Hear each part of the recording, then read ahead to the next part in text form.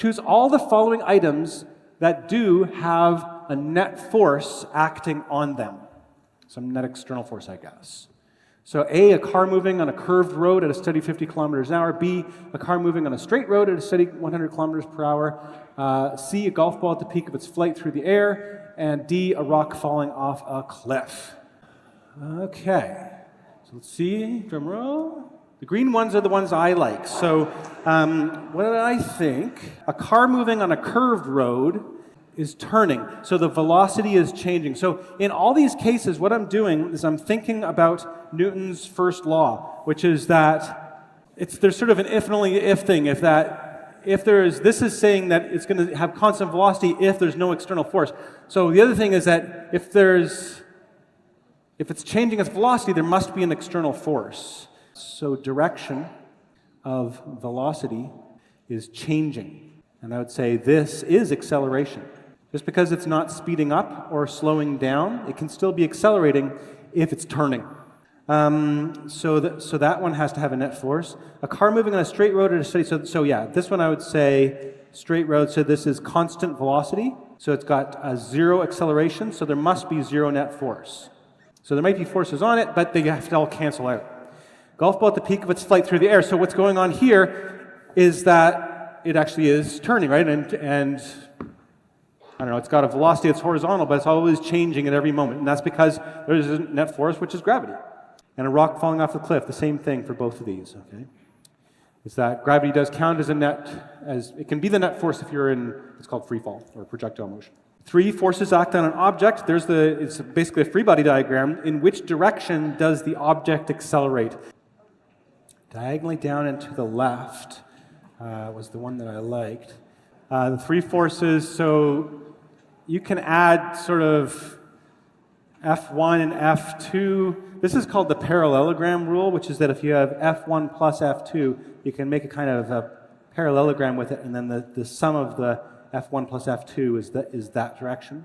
And then once you've got F1 plus F2, again, you can form a kind of parallelogram, and then the sum goes like the diagonal across the parallelogram. You have a northbound Mack truck barreling along, and you have a southbound mosquito buzzing along.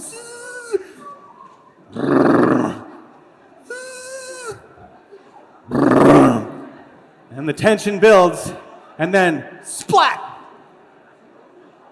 During the collision, is the force of the Mack truck and the mosquito is bigger than the force of the mosquito and the Mack truck? B, the force of the mosquito and the Mack truck is bigger than the Mack truck and the mosquito? Or C, they're both equal?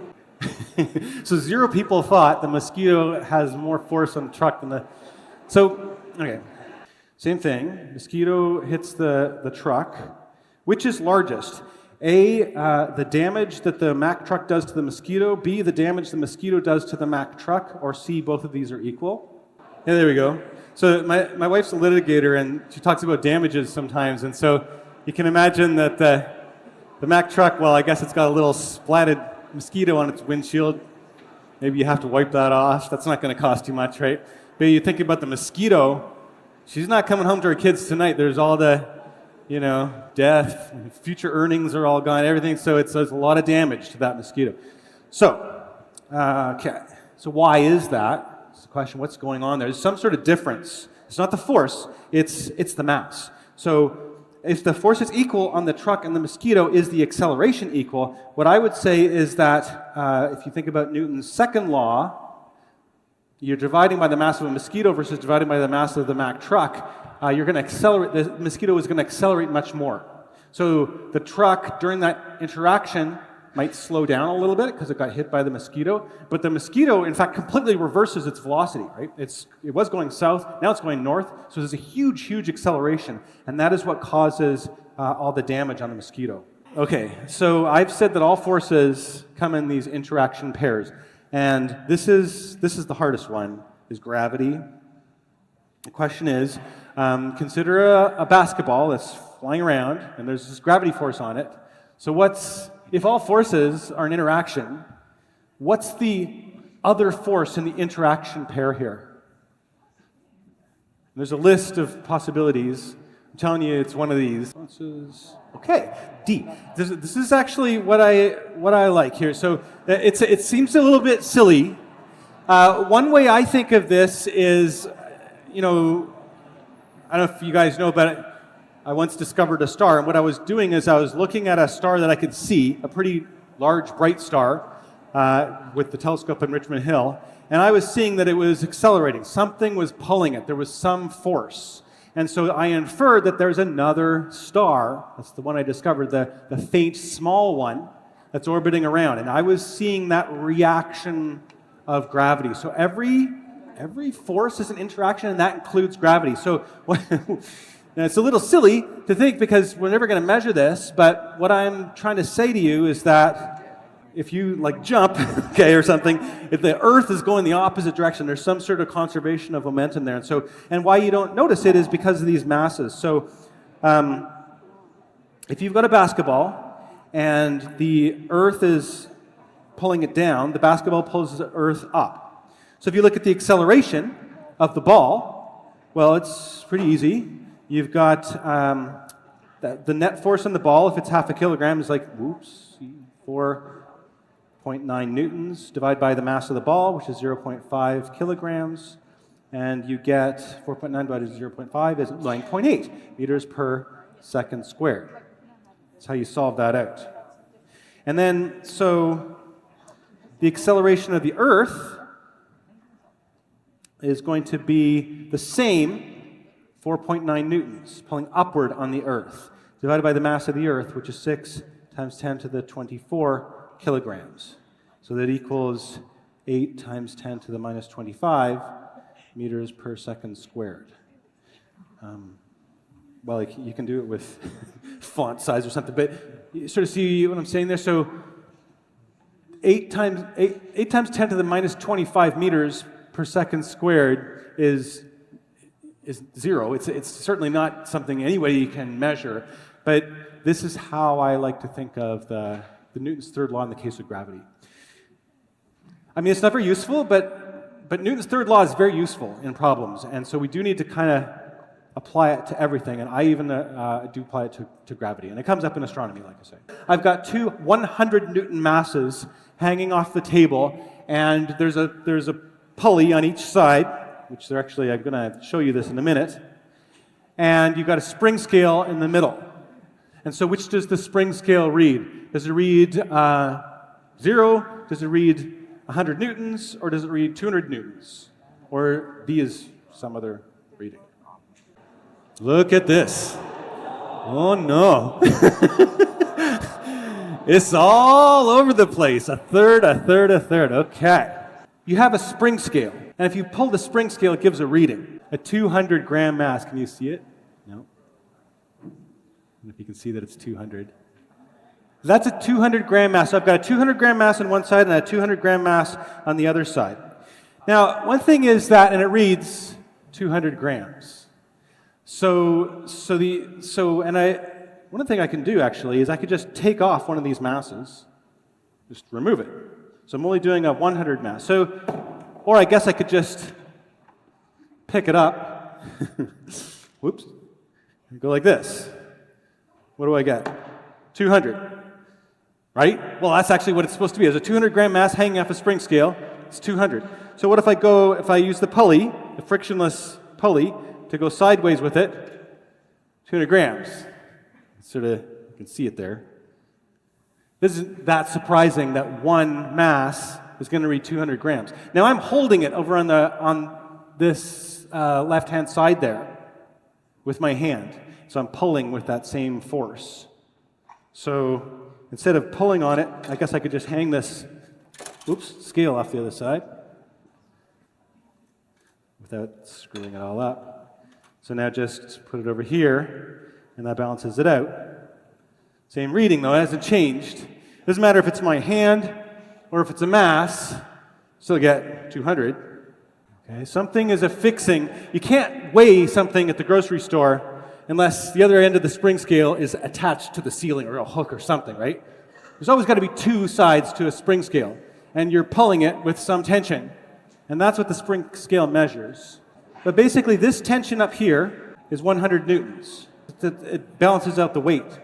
And I would say tension is the same on both sides of the pulley. The pulley changes its direction. It's the same on both sides of the pulley. There's tension on this left-hand one, pulling upwards, 100 newtons. Then there's a pulley. Now the pulley also will have some force on it. Okay, it's being supported by the table.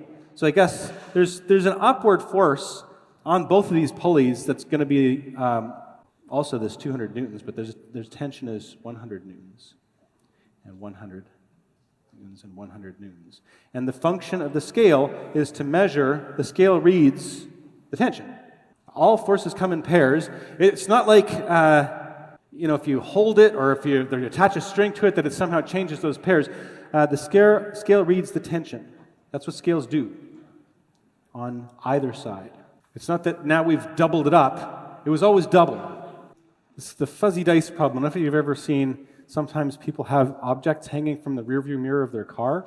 And traditionally, this was fuzzy dice that you get at Las Vegas or something. But it's a red ball in this case. It's hanging from the rearview mirror of a car, and the car is accelerating to the left in this diagram, meaning this way. So it's going and speeding up. So what happens is that the ball hangs backwards. If you're going to draw a free body diagram for the red ball, which are all the forces you would draw on it? And I'm asking you to assume the windows are rolled up in your car, so there's no wind flying around in your car. So nobody's saying tension only, gravity and tension. The question is there anything other than gravity and tension? And I don't think that there is. So the way I would just look at this, I'm assuming the windows are rolled up, so there's no extra forces on this ball.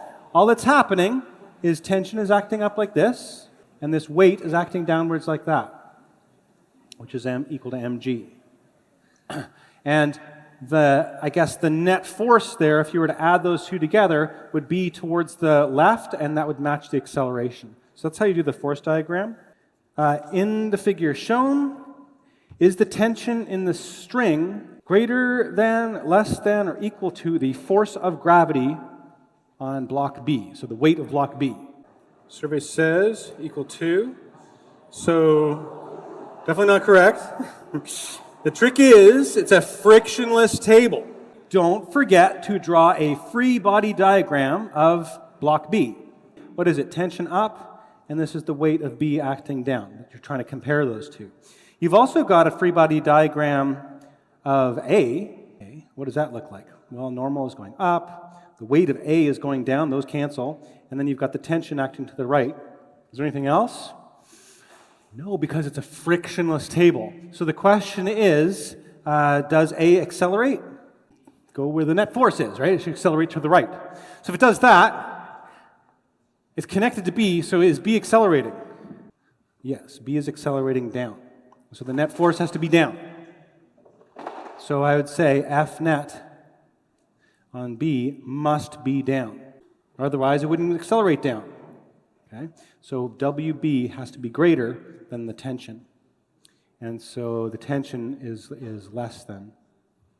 Here you have a box of mass M being pulled to the right at a steady speed, so there's zero acceleration here, by a rope that is at an angle above the horizontal. So there is some theta here. N is the normal force in the box. In this situation, is N greater than mg, equal to mg, less than mg, or 0? All right. I like this a lot better. Okay. N is less than mg. So let me show you how I do it. I don't know how you figured that out, but it's really good. The free body diagram, well, what do we have? We have mg acting down.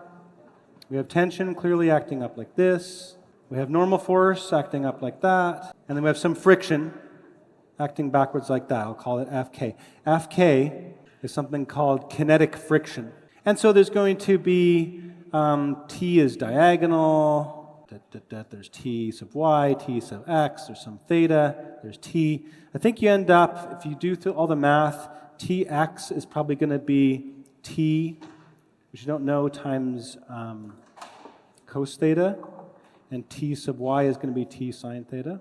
So don't forget to do the little triangle stuff. Anyway, the point is that the F net in the x direction is T cos theta minus this friction, That's 0. And the F net in the y direction is going to be 0, is the normal force plus t sine theta minus mg, and this all equals 0. So the normal force is going to be equal to mg minus t sine theta, where t is a positive number. You're kind of helping support it with this string, I think. When I stand on my bathroom scale, it reads 185 pounds, where a pound is defined by 2.2 pounds is equal to 9.8 newtons. 9.8 newtons being the weight of 1 kilogram. So this means that there is an upward force on my feet of this 824 newtons when I'm standing on the scale. That's what the scale means. That's what the little dial means. Okay. So if I ride in an elevator, which is accelerating upwards at 1.5 meters per second squared, so I press the up button, it's just starting to push me upwards, then what is the upward force on my feet? And so what I want you to do for this one is look at all these numbers, take a wild guess, not a wild guess, but an educated guess. 950. Good guess. I like it. But actually, I would never get 950 unless it was one of the 5 choices, right? So let's just work it out. So do the free body diagram of me. So that looks like this. There is the normal force. There is the weight. Okay? And the weight is the 824. And the acceleration is up, is 1.5 meters per second squared. And so what you do, let's actually define, since he's going up, let's do plus y is up. So the F net in the y direction is going to be the normal force minus the weight. And the normal force is what the scale reads. So the normal force is equal to, let's see, acceleration is equal to F net y divided by the mass. So is equal to n minus w divided by the mass. So you get that m times ax is equal to n minus w. N is equal to the weight plus m times a sub x. So it's 824 times 824 plus 824 over 9.8 times 1.5. And that's where I get the 950 newtons. And it's up. Okay. So I've actually figured out the mass by taking the weight and divided by 9.8. Imagine that you have a spring scale and you have a recipe where you like to pour out a kilogram of flour. And I do have a pizza dough recipe that's pretty good that calls for a kilogram of flour, and I have a scale like this in my kitchen. But what if I were to try cooking on an elevator that was accelerating upwards at 1.5 meters per second squared?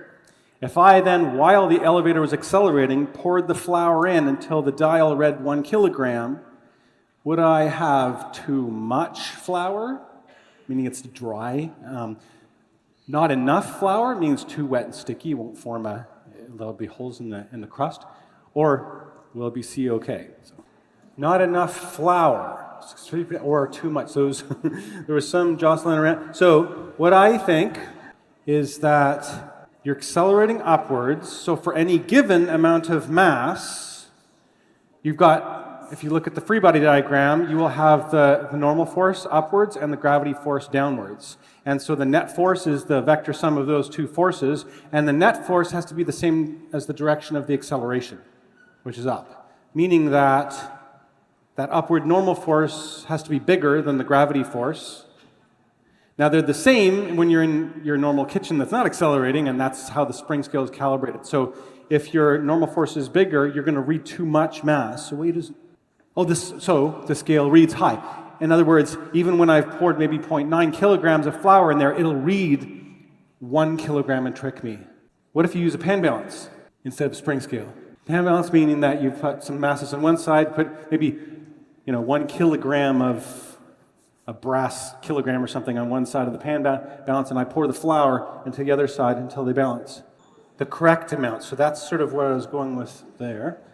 Idea there was that a pan balance compares the masses no matter what the acceleration due to gravity is. So it's going to balance when the mass is the same on the both sides. And it works the same in different environments. Even if you're accelerating upwards or accelerating downwards, as long as there's a bit of gravity, it'll balance it out when the masses are the same.